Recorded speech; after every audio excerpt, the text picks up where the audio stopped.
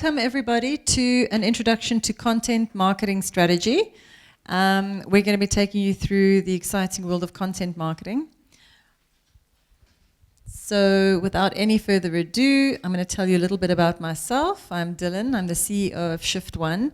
We are a digital marketing and advertising agency. We were incubated out of the barn. So that means that before I became an entrepreneur, I didn't know anything about being an entrepreneur. I was in corporate my entire life, and I came on a couple of courses here at the barn, and they taught me how to be an entrepreneur. They literally painted the path, and I honestly would not be standing here today if it wasn't for the Bandwidth Barn. So thank you to the barn for this awesome venue and for incubating all of these entrepreneurs like myself, and welcome everybody to content marketing. So let's kick off. Since we've done a little intro about, I'm not going to get you guys to say hello to the person behind you, but it would be nice to network a little bit with each other now that you know who's in the room. So definitely go and have a coffee afterwards and chat to each other. It's a nice opportunity for you. Okay. So let's just talk before we get started about your expectations from this session. How many of you want to know how many of you think I should be doing some digital marketing and hopefully this will tell me what I should be doing? How many of you feel like I am doing digital marketing and I'm hoping that this session helps me do it better?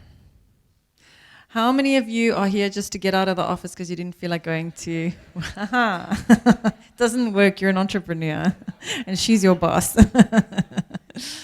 So how many of you know, you've heard the word content marketing, but you're not sure exactly what it's about, but you know you should know more about it?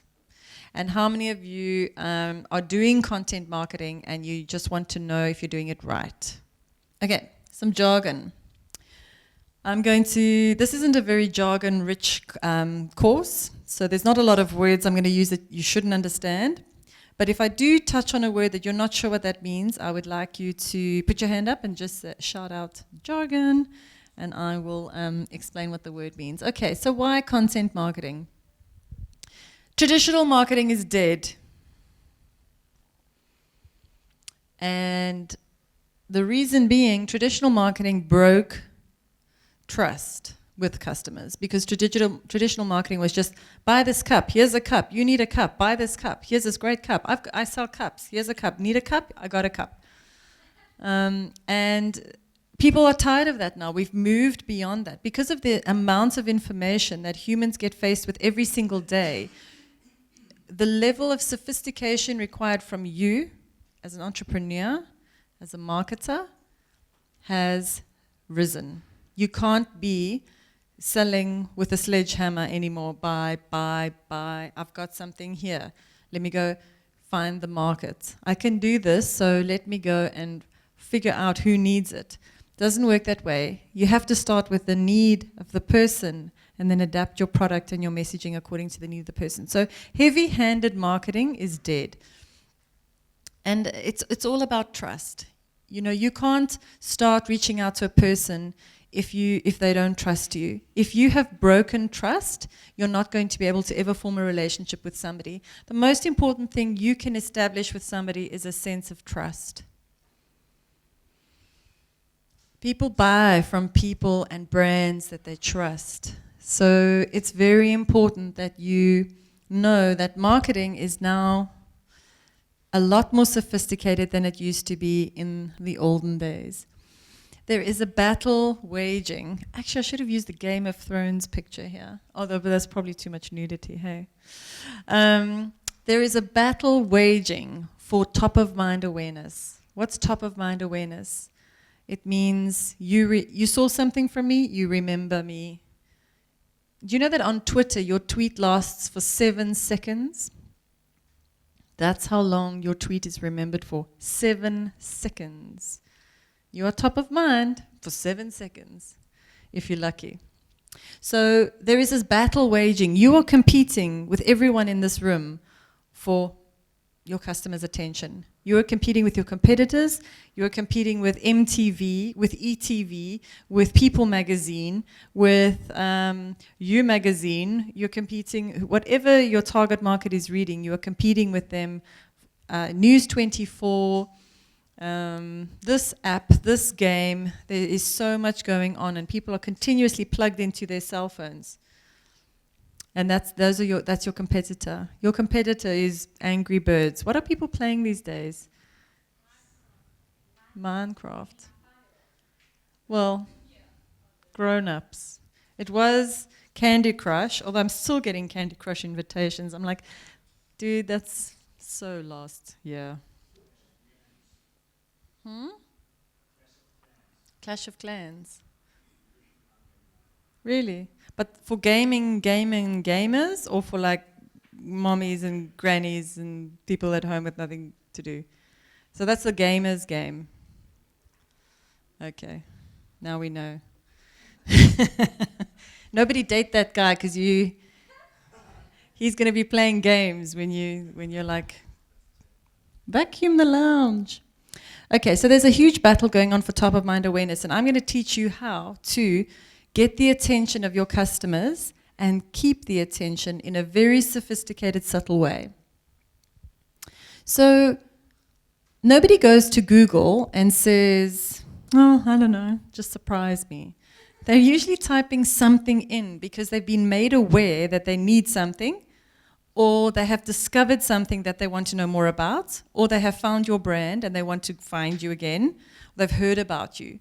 So it's about creating that awareness. Content marketing is about creating the awareness so that the awareness drives a desire to then find out more.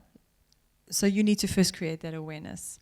Nobody's going to go and Google Dylan Kolstad if they haven't first read an article, or look up who's the Shift One Digital and why am I getting their emails. They go and check us out. How is it that they've heard about us? So it's about that top of mind awareness that filters down all the way through to action, and hopefully that they become a loyal customer and a loyal fan. So it's all about your content. Your content has to either be engaging, interesting, educational, informative, entertaining, funny, helpful, or save me time or money. Your content's got to tick one of those boxes. It's either 50% off of hosting for this month, or it's 30 funny things you didn't know about recruitment, or it's got to engage me in some way. And if your content is literally just, I sell this, buy it from me, then rather don't do it. So your content is all about the customer's needs. So I'm going to ask you, where do your customers fit on this? What are they looking for? And is there a way you can take your content and make it funny? You know, can you make it informative?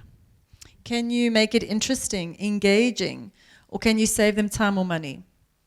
So for example, if you follow me on Twitter, I follow 800 people. I then go through all of their feeds and all of their tweets. I select the best things from that to retweet. I have written 50 blogs that I will tweet out to you. And I read, let's say, 15 news sites, and I find the best content there to share. So if you follow me on Twitter, I have saved you time, and I am informing you of all of the top things on Twitter. So when you follow me on Twitter, you're following somebody who is full of useful information around digital marketing, tech, innovation, startups, funding, growth, advertising, and growing your business and entrepreneurial space. That is my theme, and everything that I'm about is about that. So I can write you a blog that's really funny about being an entrepreneur, or I can write you a helpful blog around being a digital marketer. Never will I write you a blog that says 10% off websites this month. Boom. Or I'll never send out an email that says that. Never, never, never. That's just me. Because my customers, my following, my subscribers, they don't want to be bored. They don't want to be spammed. Okay. So, let's get started. What are your goals? Content marketing is about your goals. If you don't set your goals in the beginning, you're going to fail in your execution and you're going to fail to be able to measure it in the end.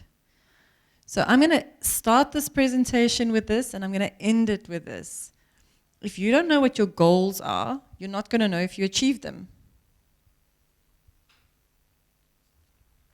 So I get a lot of people saying to me, oh, but social media, I don't make any sales from social media.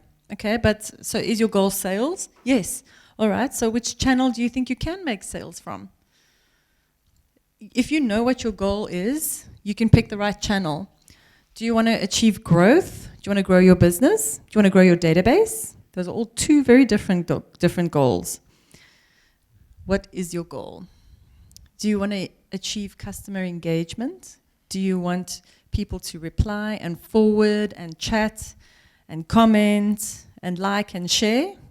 What is it? You know, because if you want that, don't ask me why this campaign didn't make me any sales. Because remember we said we were trying to aim for customer engagement. And we got 40 shared and 300 Facebook shares and 20 email forwards and 17 comments. That's customer engagement. And but that's not sales necessarily. Maybe you want to achieve sales. If you want to achieve sales, then make sure that this campaign, the goal is a sale. Success looks like this: 1 customer.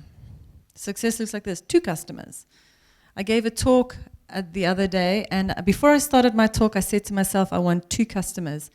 When I left, I had 2 customers at the end of that talk. I knew what the objective of that free content sharing talk was. I wanted 2 customers and I left with my 2 customers. I had a goal. And it's amazing when you set a goal, you get results. But if you don't have a goal, it's like everything just becomes kind of gray and, you know, shapeless. So it's 10.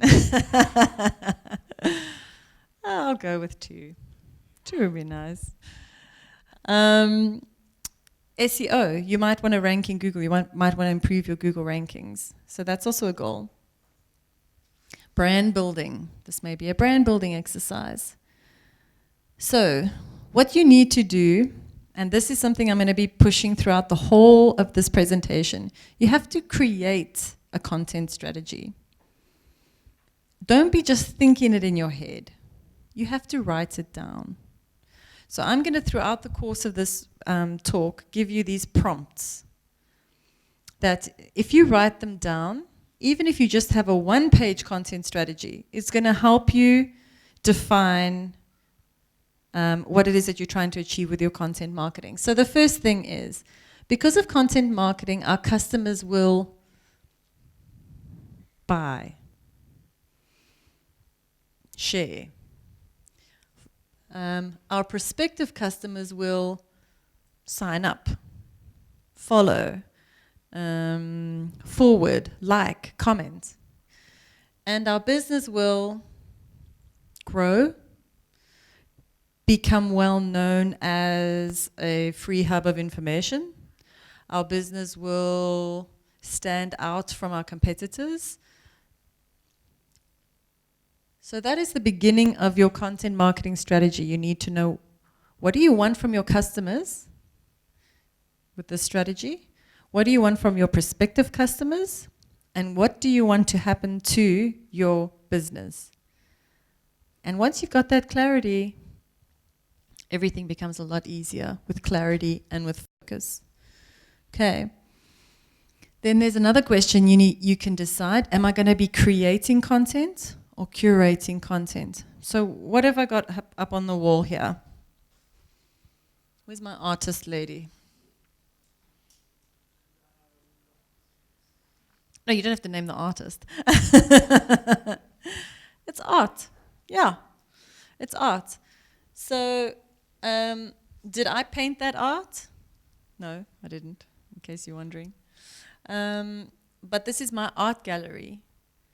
So I have got a wide range of artists based on my taste, and I've curated In this art gallery, I've curated all of the content in there from 15 other artists around the world. Have I infringed on anyone's copyrights? Am I plagiarizing anybody's work? Are they cross that I've got their work in my art gallery? No. Because why? I'm exposing their work to my following. I'm the curator of my art gallery, and you are the curator of your own art gallery. Your brand is your own art gallery. And you're allowed to take other people's content and share it if you give them the credit. So if you take somebody's YouTube video and you put it on your website, nobody thinks you created that video. Everybody knows that that came from somebody else. And it's called curating content. You don't necessarily have to create your own content. You can have a mix of original content and then some shared content. But don't go share your competitors' content. That ain't clever. And make sure that you've checked that content before you share it, because it may be low quality, low class, dodgy. They may make statements that that are going to do your brand damage. So you are an art gallery curator. Make sure that if you're endorsing something, that it's actually up to scratch. But you definitely don't need to be creating your own content to have a very robust content strategy. Brick and feather. You can do heavy pieces, and you can do really light pieces. And what I suggest you do is a mixture of heavy pieces and a mixture of light pieces. So a heavy piece is like a documentary or a white paper or a case study, or a very deep article or some research. Those are heavy pieces.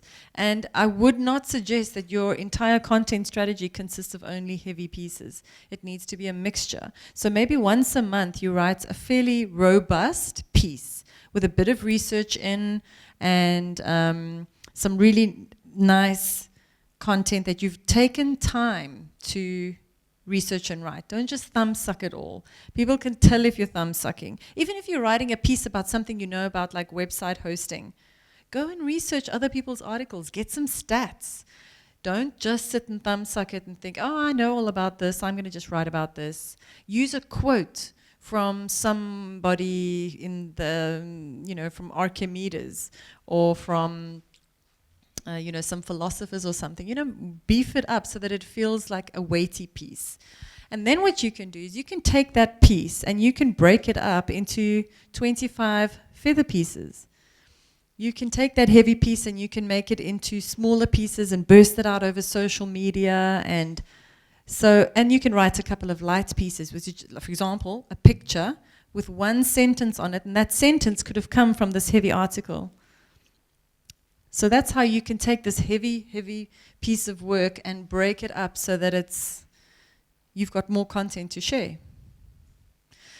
So here's the other thing. You've written 15 heavy pieces and you think they're on your blog and people must go find them. But when I click on your blog, it shows me the top 3 and then the rest are page 1, 2, 3, 4, 5, 6, 7, 8, 9, 10, 11, 25. Like, you want me to go click next, wait till it loads, scroll, click next, wait till it loads, see if there's an article there. I'm not going to be trawling through all your old blogs. Maybe Google does, but I'm not going to. So make it easy for people to find your deeper content. Just because it's old doesn't mean it's irrelevant. So you can take older pieces and you can bring them back up for air with social media. So in other words, you wrote a blog last year on 6 ways to prevent your toddler from drowning this Christmas. And now, with social media, you can link to it again because it's Christmas again. And you bring that blog up again, you put it out in an email newsletter, boom, it goes out. So your content, even though it might be on your website from a while ago, you can still be recycling it. How are you going to stand out from your competitors? Because there are so many artists out there. And there are so many swimming schools out there and IT companies and jewelry manufacturers and makeup creams and recruitment companies and film companies and property companies and magazines. There are so many competitors, digital marketing agencies. So look at what I'm doing. I'm standing out, Freebie Fridays. This is what I'm doing. I'm living my content strategy. I'm staying top of mind. This is my strategy. What is your strategy to stand out? Like, do you think that they went and drew all those tattoos on themselves because they wanted to have those tattoos? Well, now they do. I'm sure they've had to go and put them on for real because they can't, can't just fake it with a big pen because now they're world famous. But what are you going to do to stand out? Okay, so here's another thing. People will care about our content because of our social responsibility, or because of our excellence, or because we have results, or because of our testimonials, because of our track record, because of our years in the business, because of our creativity, because of our cutting edge technology, because of our service. Our content will inspire and motivate them because of... Why is your content going to inspire and motivate them? Because it's relevant, it's interesting, it's funny, it saves them time, it helps them, it inspires them, it's beautiful, it's motivational. So let's talk about your target market. Who is your customer? Put up your hand if you think you know who your customer is. Who's your customers are?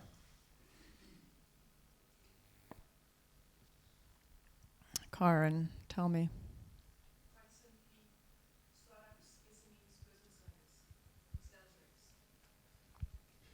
Very good, very good. Do you know what their needs are? Exactly. But their bigger need is sales. Yeah. So it's not be making appointments with all of the people at the old age home. It needs to be relevant. But I know you would never do that. So how can you know who your customer is? Here are a couple of different ways to identify your customer. You can look at your data. So how many people have signed up? How many people have bought? How many people are subscribed to your service? Are they mummies? Are they daddies? Or are they mummies and daddies? Are they affluent? Are they not affluent? Are they all employed? Are the mummies not employed? The stay-at-home moms. Do they have 1 kid, 2 kids, 3 kids? Do they stick around? Does the first kid come through your swimming school and the second kid and the third kid? Or the first kid and you never hear from them again? What is your data telling you about your customers? You need to have some sort of data, even if it's just an Excel spreadsheet where you track how long you keep each customer on a little graph. And you can start seeing, oh, wait a minute, I keep my customers for the first 3 months and then I never hear from them again. Oh, wow, I keep my customers until the project's finished and then I never hear from them again. Why? But it's really important to know who your customers are. At a minimum, gender. I can tell you some of the biggest companies in South Africa don't know this information.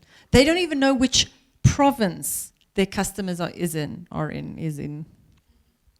Again, like to be in. They don't even know which product their customers are using. They've just got a customer database and they get billed. I'm like, but surely there's a database back there that you can mine, that you can look at. Tell me how, which is your biggest province? Why are you based here in Cape Town if Joburg is your biggest province? Head office should be where your customers are. Are your customers techies? Yes, we think our customers are techies. I don't know, really. Ask the call center. Who are the people that are actually picking up the phone all the time and speaking to the customers? No, actually, the customers are not techies. They are stay-at-home mommies trying to get ADSL at home, and they don't even know what ADSL is. They just want the internet. Just make me go online somehow by magic. I don't even want to know the basic information. So know who your customer is and look at some of your statistics. So what we did, one of the companies I worked for had a huge database, and we took a database of names, English names, and we just did a match, and from that we then automatically assigned gender to a person. So we literally said, okay, David, Mary, Paul. We just went and found those people with common English names, and then we automatically assigned them a gender based on that. And then we could split our messaging and communications by male and female. There was a whole bunch of people that were unassigned who had foreign names, but at least the English with the English names, you could decide what the gender is, and the rest would get a generic mailer because we're not sure what your gender is. Okay, so coalface. Speak to the reps, the guys who are out there selling. Speak to your call center agents. Ask them for what customers, what are the general demographics of our customers? Are they techie? Are they not techie? Are they older? Are they female? Are they this? Are they that? Get some sort of an idea of who your customers are. And this is really powerful, interviewing them. You think you know your customers. You don't know your customers. Don't make assumptions on who your customers are until you've sat with them and you've spoken to them one-on-one across a table.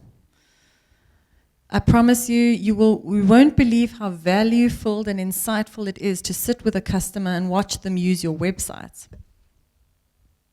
or your app or look at your advert or your brochure or your menu, or just chat to them in general about your services. Even if you just call them or Skype them, it doesn't have to even be face-to-face. And then, this is my favorite little table. If you've come to my sessions, you'll have seen this before. But identify your target market. So let's say working moms with one or more kids who need collecting from school in Sandton, Pretoria, or Cape Town. So that's my target market. What are the needs of these people? Now, this is an important column. It's not what are these people's needs of me, it's what are their needs. So I need help. I'm stretched too thin. I need someone to fetch and drop off my kids that I can trust. Reliable. Don't leave my kids standing on the sidewalk pavement and not turn up. Or don't be a creep or a weirdo. And drive safely. And have a safe car that's not going to break down. What's my emotion? I'm scared someone hurts my kids or abducts them. I'm scared my kids hate me for not being there. So somebody that's warm and engaging and who can chat to the kids and become a friend, like somebody who's not creepy. So what's your message? Need to work and don't have someone who can fetch your kids from school? We have pre-selected drivers who are students at wherever, beauty school, who will come and pick up your kids and drop them off for you, and don't worry, they're safe and we will take care of them for you. So what are the products? Fetch from school, take to school, and extracurriculum driving. And how are you going to reach them? LinkedIn, email, schools, and Facebook. And right there, you've got a little table that will help you decide who your different markets are. You can have 3 of these, and you order it by most important to least important. And there's your little marketing strategy. So once you know who your customers are, it's much easier to reach them. And this is your messaging here. You don't start with this. We will fetch your kids and drop them off from school and drive them around. You don't talk to what you sell. You talk to the emotion when you speak to your customers. Your content marketing strategy is going to fail if you just talk about what you do the whole time. Lock into emotion. People buy because of an emotional trigger. People associate with a brand on an emotional level. Why will I wear Levi's or Diesel? Why would I drive an Audi or a BMW? Why would I use a Mac or a PC? Why would I drink Lavazza coffee or Nespresso coffee? It's all about branding and perception and emotional triggers. And if you can connect with your customers on an emotional level, you will have a customer for life. Okay, what are the buying stages? You need to know what your buying stages are. So, when they are busy, when they realize they have a problem, then they go out and seek some information. They have a look at all the different options around out there. Then they decide, okay, I'm going to buy or I'm not going to buy. Then they buy. Then they decide, was that a good idea? And then they either repurchase or refer or lapse, go away. So you need to write out your different buying stages, and then you decide, okay, what are the needs at each point? And what are the questions that they have at each point? And then what content am I going to produce at each point to address each buying need? Does that make sense? So let's say you've got a whole bunch of people that are emailing you for quotes. And you're doing quotes, quotes, quotes, quotes, quotes, quotes, quotes all the time. Whole bunch of quotes, but you never get any work back. And maybe 1 out of 20 quotes comes back. What content can you produce to help that person choose you? So that person gets information from you and you send them some amazing content on 5 reasons why people only want to work with Shift One. Here's some case studies of people who we've helped on the social media side, on the website development side, on the Google Ads side, on the SEO side. Here are some case studies to help you do better and also just endorsing why we're experts. And then they go away and they get 5 quotes from other people. A week later, I send them another mail saying, here's some other articles that might help you, how to choose your digital service provider. 6 things to know when picking your website developer. Can you see how the content is supporting the buyer at each stage? And then, let's say, I've built your website and it's gone. And then I reach out to them again and I say, hey, thanks for letting us build your website. Did you know you need to maintain your website? Otherwise, it's going to be hacked by hackers. Here are 6 things to watch out for and to keep your website secure. Can you see how that might bring them back into the front of the funnel again so that they say, oh, you know what, now I need a social media strategy. You know what, I need some writing done. I need some graphic design. I'd love my business cards printed. And that way we retain our customers all the way through the process. So can you think of ways that you could be reaching out to people with a content strategy that supports them at every stage in the buying process? Or is this overkill? Is it one message for everyone? This is time consuming. You're sitting there thinking, I don't have time for this. But once you've set it up, it's done. Once you have your 2 articles, 1 article, case study, white paper, 3 examples, 2 mailers and 4 blogs. Boom, it's done. You know, you just have to then make sure you know what stage each person's in. IT guy, I see you laughing. You're like, hey, this ain't gonna be happening. You don't have time for this, right? Exactly. What you could do.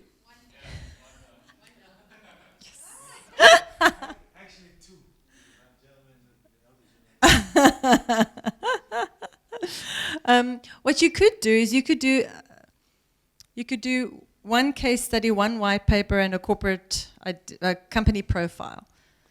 Customer testimonials. You could just say, here are some customer testimonials that used our hosting service, because it's a hosting quote, or our website networking. Here are some testimonials. And that's all. That's content. You just send them that in a mail and say, here's your quote and some testimonials. Boom. Once you've created the content, go into something like Infusionsoft or MailChimp and set up auto mailers. Based on X behavior, an automatic mail will be triggered with the content in it, and it'll look like you are really on the ball.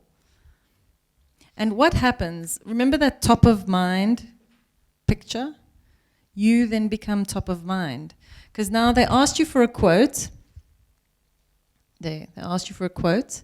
And then they actually forgot about you because somebody else is just schmoozing them a whole lot better than you are. And that person drove all the way out to see them, and that person took them for lunch, and that person dropped off a bottle of wine, and suddenly you are so forgotten, but suddenly they get an email with 3 case studies and 2 testimonials. Can Infusionsoft deliver wine? I'm just kidding.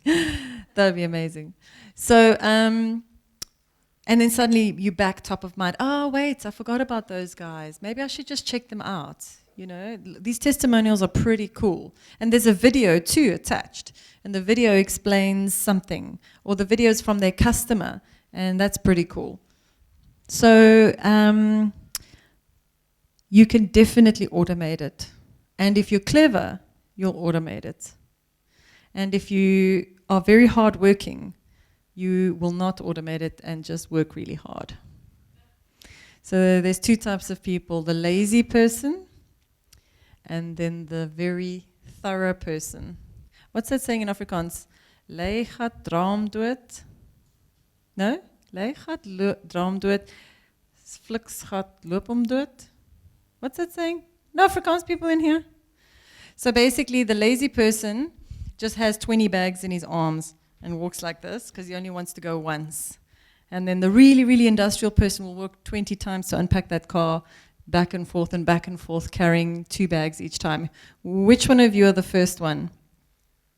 And which one of you are the second one? Really studious and thorough and precise, and you don't want to scratch the car. Well, good news for both of you. You can automate it. Okay, was this helpful? You don't have to overkill it. Do what makes sense in your business. You're a small one-woman, one-man show, and if this doesn't make sense, then it doesn't make sense. But do whatever makes sense in your business with your customers. This is very helpful then. Once you've gone and deduced who your customer is, once you've got some data on who your customer is, you can do buyer personas. So break them up into categories, and you can decide, okay, there's the CEO who started a business later in life. There's the young millennial entrepreneur who's just starting their business. There's the established entrepreneur who's got offices in 4 different countries, and so on and so forth. There's the technical person, there's the non-technical person. Whatever it is, you can divide it up. And write here what their profile is and what the scenario is. And you can put any information that you want in here, just to help you never forget who your customers are. Because here's the problem. If you think all your customers are techies, you're going to write to the techie. And you're going to forget about your granny who's sitting there, whose son sets up the system, but now he's gone and he lives in the UK, and he gave her this laptop, and it's a brand new laptop, but she can't figure it out because it's Windows 8, so she doesn't know how it works, and she doesn't know how the ADSL works because it switched off when the power tripped, and now she doesn't know how to get it back on again. So don't send out tech emails to her because you're going to lose her. Your audience personas. So once you know who your personas are, you can have the following, any mixture of one or all of this. Give them a name. Call it Mary, Joe, and Sipokazi, whatever you want to do. Give them a name so that I can say to you, wait a minute, what about Mary? There's something about Mary.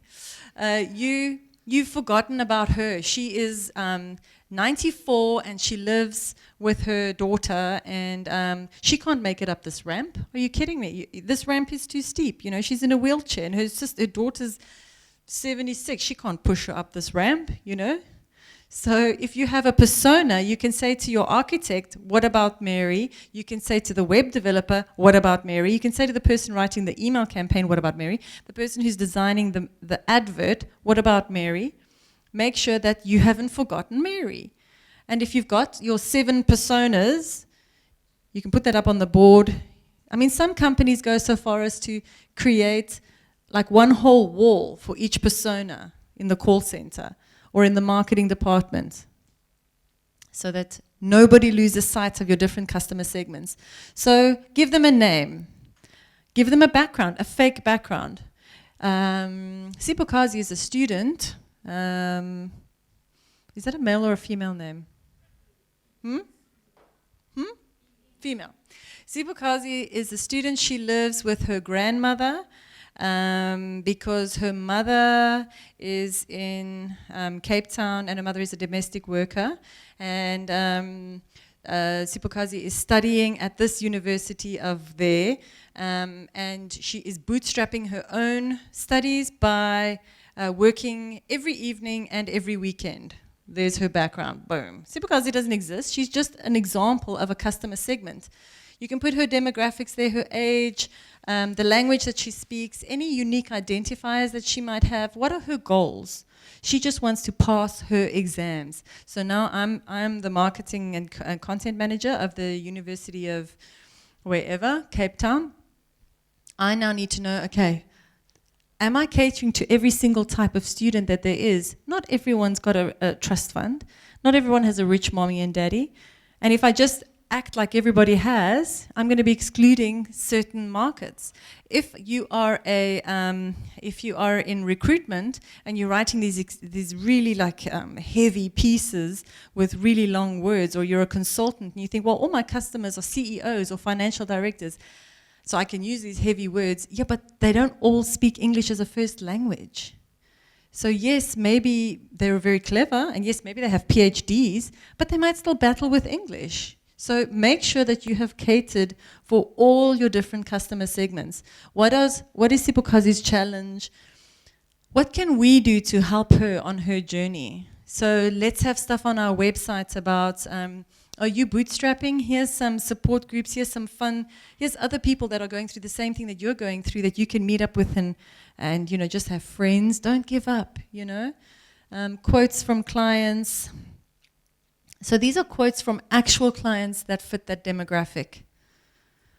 I just feel so lost in the system. It feels like everybody else gets noticed except for me.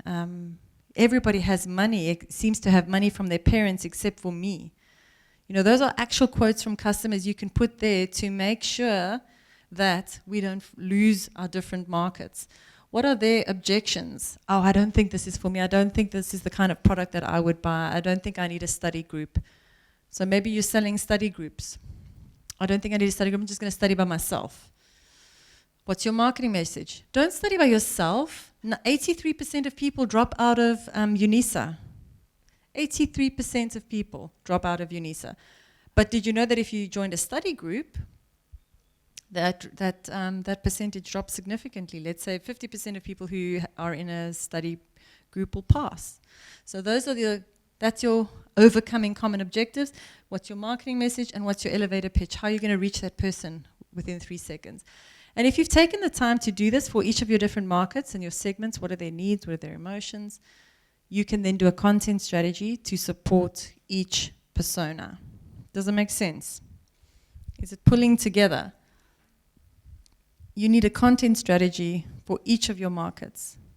Because don't think that all your buyers are the same. Don't think that everyone that comes to your website is the same. Don't think that everyone who's a customer is the same. We have some people who are our clients who are employed and earn a salary. We have CEOs, we have startups. They all have different needs. Okay, so let's talk about different types of content.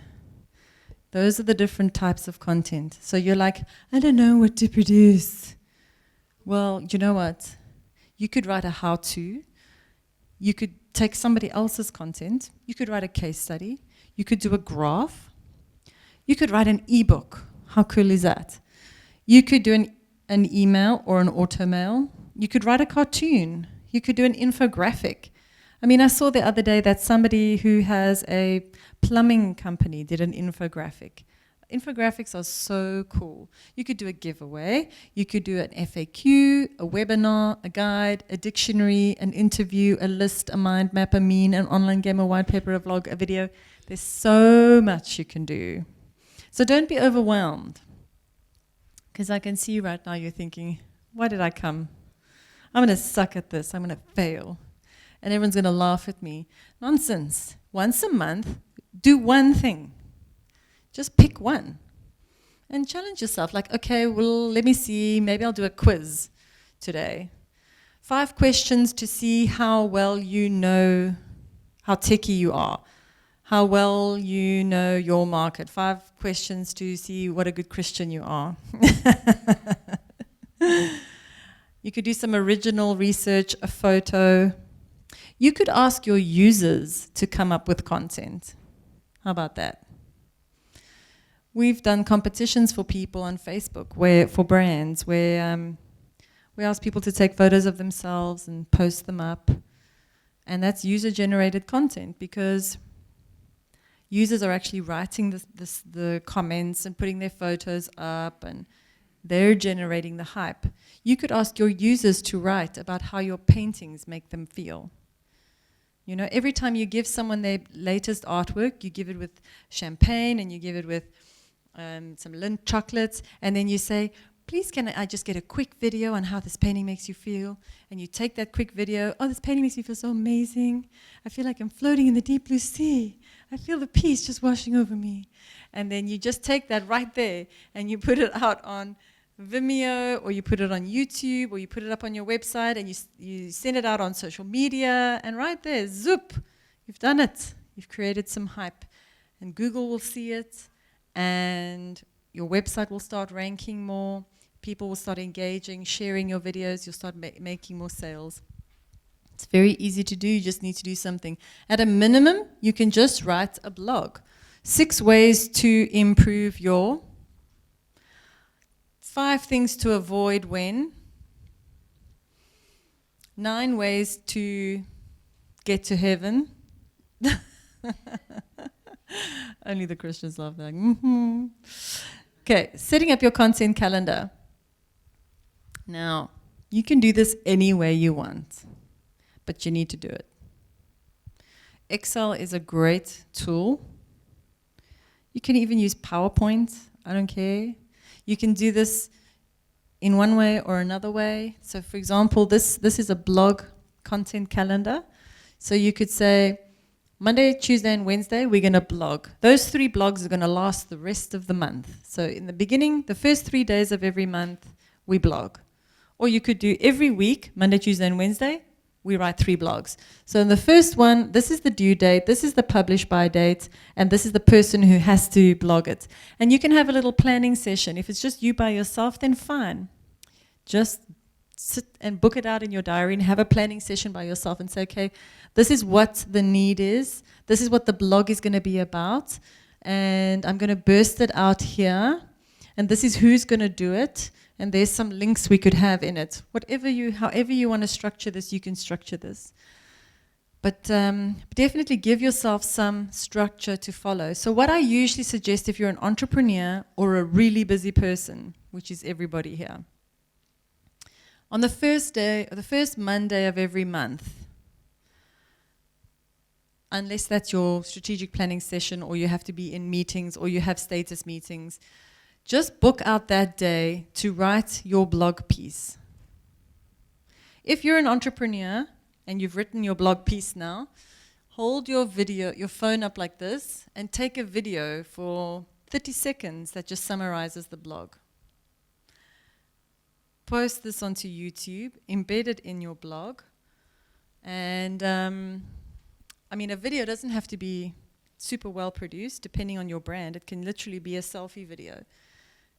And then spend Tuesday and Wednesday bursting that out over your social media, taking that link to your blog and sending it out to all of your following. Put it in a newsletter, send it out to your database. So just use your first Monday of every month to do this, and you'll be fine. How many of you use Hootsuite?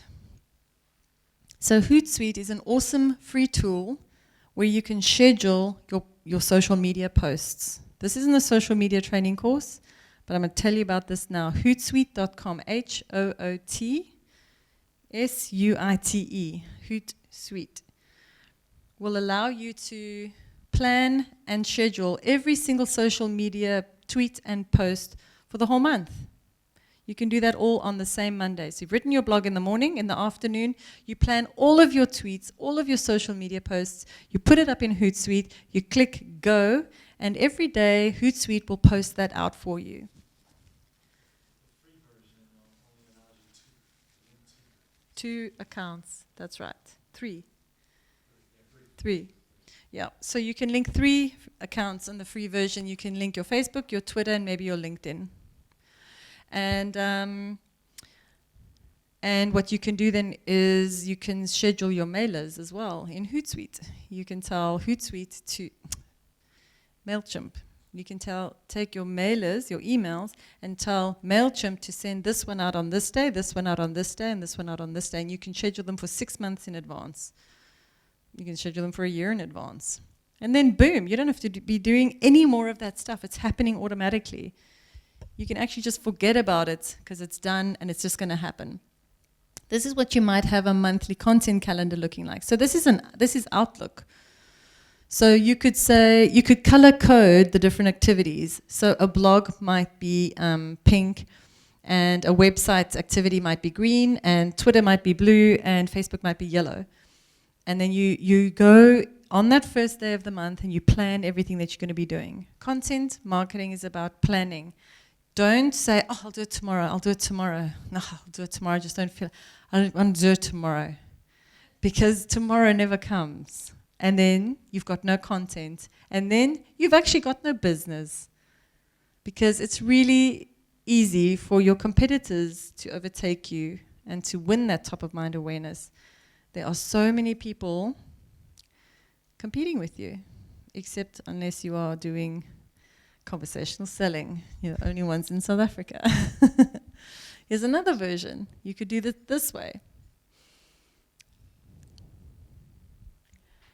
So, like I said, you can Google this and see all the different versions out there and find the version that suits you. There's also a couple of programs that allow you to do this.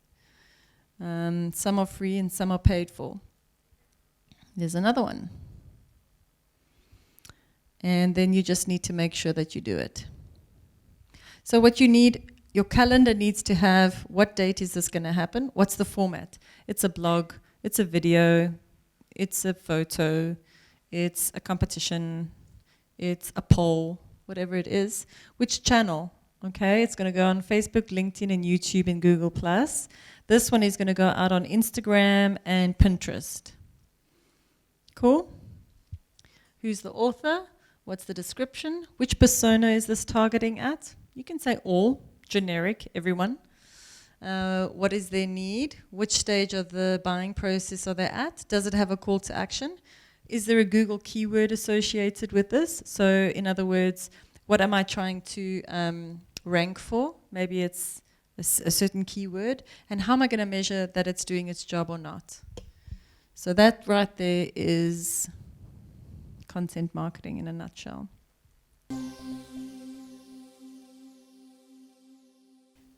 I have good news for you. There are many free tools out there for you to give you ideas on content. Google the word content, free content generators. There are websites out there, you put in 2 or 3 keywords, you click go, and they give you reams of ideas on content. So if you're sitting there thinking, I just don't know what to write about, go on there and Google. Check out what your competitors are writing about. Here's one thing I do. The minute I have an idea for a blog, I write it down. Any writers in the room? Any writers? No writers? You guys are going to battle with content writing then. How are you going to write your content if you can't write? Who writes your content then? Content is about writing. Okay, now seriously, this is a serious question. We're going to start with you. How are you going to do content without writing? Okay. Perfect. And you? Same thing. Not sure. Right at the back there with the long hair. How are you going to do this if you're not a writer?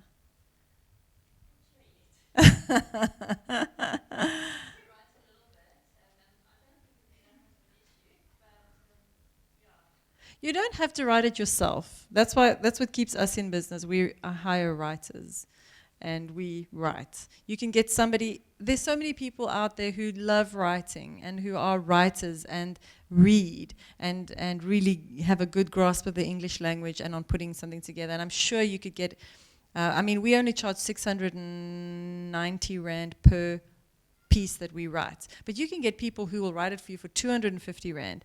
And maybe you can get a student who will write it for you for free if you can give them a freebie. So writing is the bedrock of what you're doing, because there's nothing worse than punctuation, grammar mistakes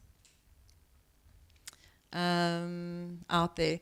Except, having said that, I must also tell you that most people don't notice punctuation and grammar mistakes. So while I'm a stickler for writing things properly, most people won't even know. How many of you are grammar Nazis? So grammar Nazis are writers. Am I right? Yes? So grammar Nazis can write, because if you know how it should be, then you should be able to write it. It's just a factor of practice. And if you use subheadings, come to our blogging course. If you use subheadings, then it's really easy to write something once you've decided what your title is. The clearer your title is of your piece, the easier it is to write that piece. If you start a piece that's very broad, it's very hard to write. But if you know, okay, I'm not just writing about coffee, I'm writing about coffee drunk from paper cups. I'm writing about the differences in coffee when you drink it from a paper cup or from a glass cup mug. I mean, that is really specific. So the more specific your title is, the easier it is to write. Okay, so here's how you can generate some ideas. Let your mind just wander, stare out the window, brainstorm with colleagues. That's obviously a good way to generate some ideas. Go to idea generation websites. Look at your competitors. Here's something I love to do. I love to tear articles out of magazines. Or I love to find something interesting on the web. And then I save it in a folder. And when I'm looking for ideas, you whip that out, and you can write off the back of one or two other pieces that somebody else has written. Just for creative inspiration. Exactly.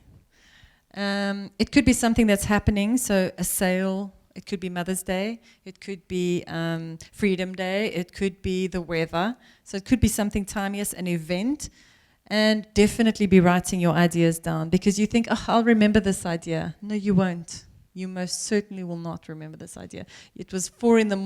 when you thought of the idea, and when you wake up the next day, it is gone. So write that thing down, because they're like birds.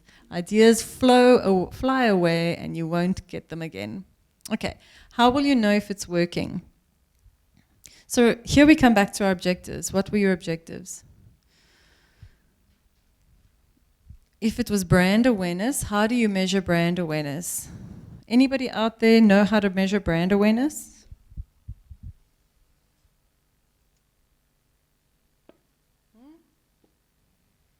Do any of you want to do brand awareness? Like, you actually want your brand to become... So I'll tell you Shift One, how I know that there's such a thing as brand awareness. People these days are coming up to me, or I meet somebody and I'll say, oh, I'm from Shift One, and they go, oh yeah, Freebie Fridays. I'm like, yeah, I don't even know who this person is, and they know me. So that's brand awareness. When people say, oh yeah, I read your mailer, and please can you come in because I like what you're writing.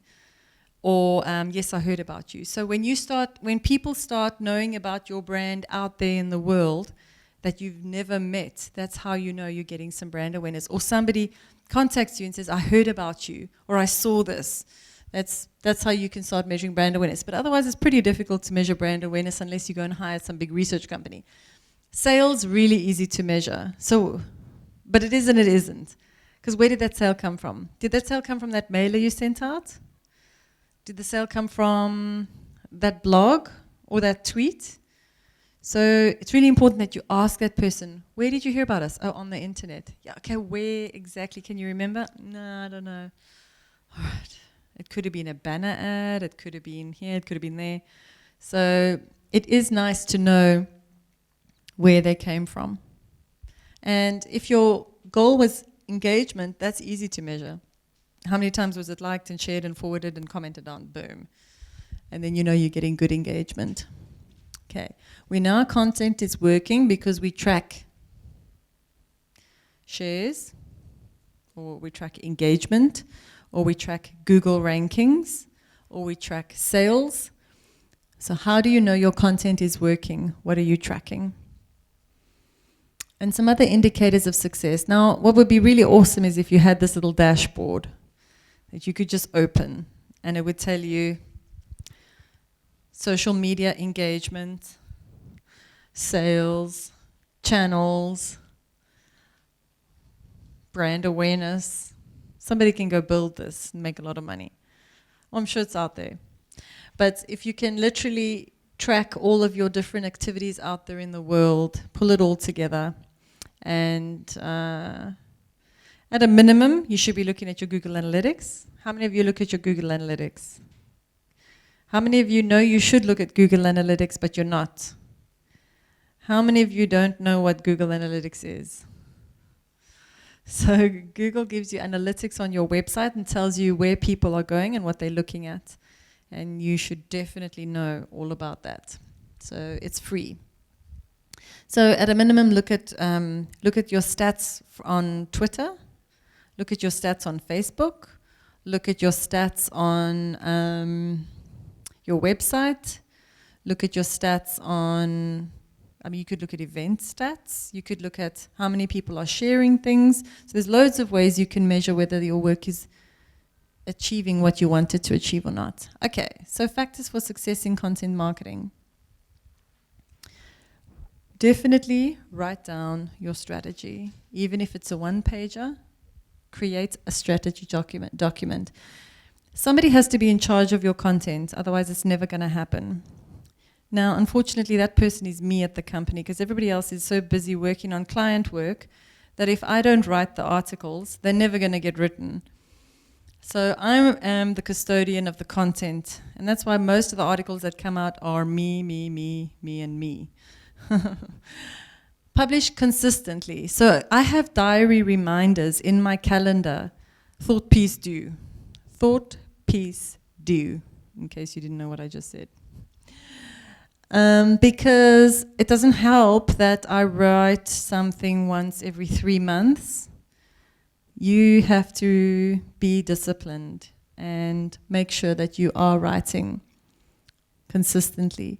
Create a calendar, make sure you follow it, track your results, burst your content over social media, and definitely be replying to comments and thanking people for their shares. Thanking, if somebody writes something on Pinterest, are you going to write back?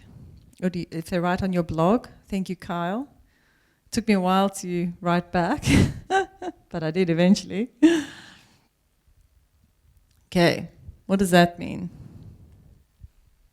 Yes. Anybody?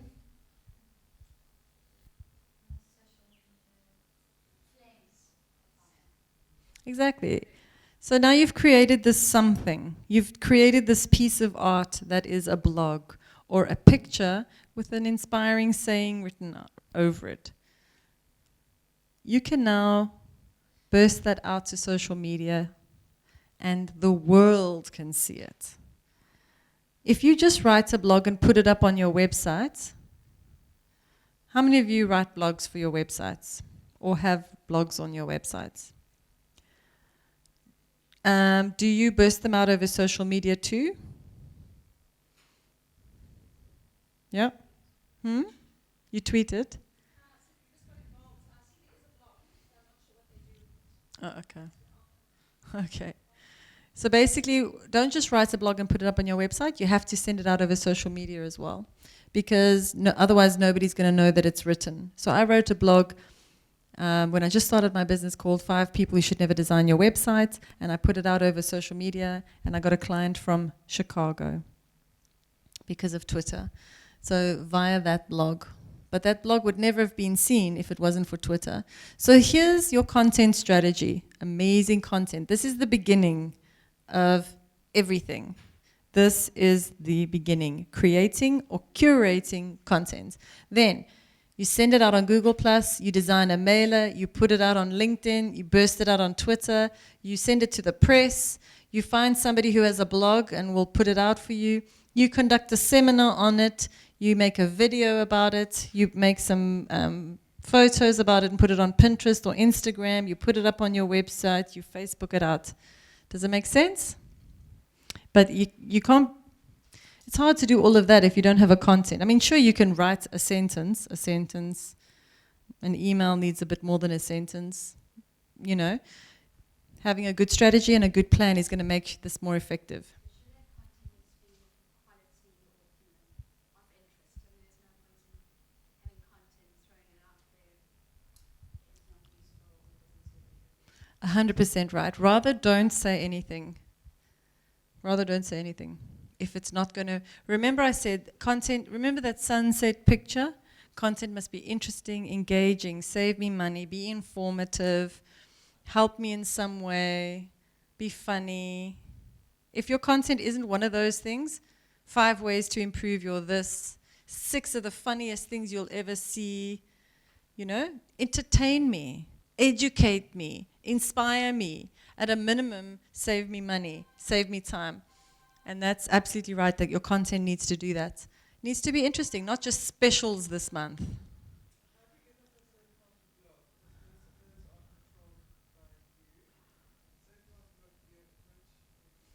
Yeah, so you've probably heard of the words owned media, paid media, and what's the third one?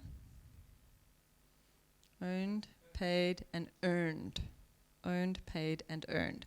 So you own Facebook, Google+, you own these. This one is you could pay them or you earn it. This one, you could pay them or you earn it. Owned, owned, owned, owned. So this is all owned by you. Paid means you pay somebody and they put it up for you. And earned means that I build a relationship with you and I ask you nicely and I give you a barter exchange. So I give you a whole basket full of my creams and my soaps and my hair conditioners. If you will put this special blog that I've written just for your audiences. This is a unique piece. This has not been placed on my website. Please, blogger, fashion blogger, will you put this on your website as if you wrote it? Sure, no problem. Takes the creams, places it on their blog. Boom. I've heard of a very interesting thing. Can I give an example of very interesting? You can video yourself commenting on some content that they have, and you can link links to your information on your particular comments, on your video comments. Yep. So that's why you can get Backlinks. so people see that you're commenting, and then they say, "Oh, well, I wonder what this person does," and then they go into. Yes, so you need to come to the SEO course as well, the Google course, because absolutely people will click on that link, but Google doesn't value those links a lot. But people value the links. I mean, people could see, but then again, if it's my blog and you're trying to hijack my traffic to your blog via my comments, I'm just going to delete all your comments and be irritated with you, because you should come to me and make an arrangement. Either you pay me, or you're just really nice, or you give me a barter deal, and then but hijacking comments, I mean, we've all read the YouTube comments. I mean, do you or don't you get annoyed on YouTube when you see people writing in uppercase, "Check out my channel, I've got the most amazing channel. Check out my channel, check it out." No, I said you only comment positively about them. Yes. Just hoping that people will go To your, friend. yes, yeah. You don't invite people to your, you don't say, That's actually a good strategy. I hear you now. you don't, So come to me. are you commenting via video? That's what you said, because that's quite unique. If you say, view my video comments about this blog here, and then people click on it, and then it takes them to YouTube, and there you are saying, I really like this blog, for the following 5 reasons, I think that they're correct. And at the end, you've got a really subtle little URL to your website, very subtle and tasteful. That's cool, because you're not going to upset the blogger. But to your point, it's build relationships. Find out who they are, start mailing them, and build relationships. But definitely map the bloggers in your world as well as the media in your world. Who are the publications that you want to be publishing your content? Okay, so free tools out there, Worknado, CoSchedule, Google Analytics. What was the guys you mentioned? Are they free? How much is it? Okay. How many names does it allow you to have in your database? Okay, very cool. I might check it out because I use MailChimp at the moment. And okay, very cool. All right, so we've kept it short and sweet. Do you have any questions?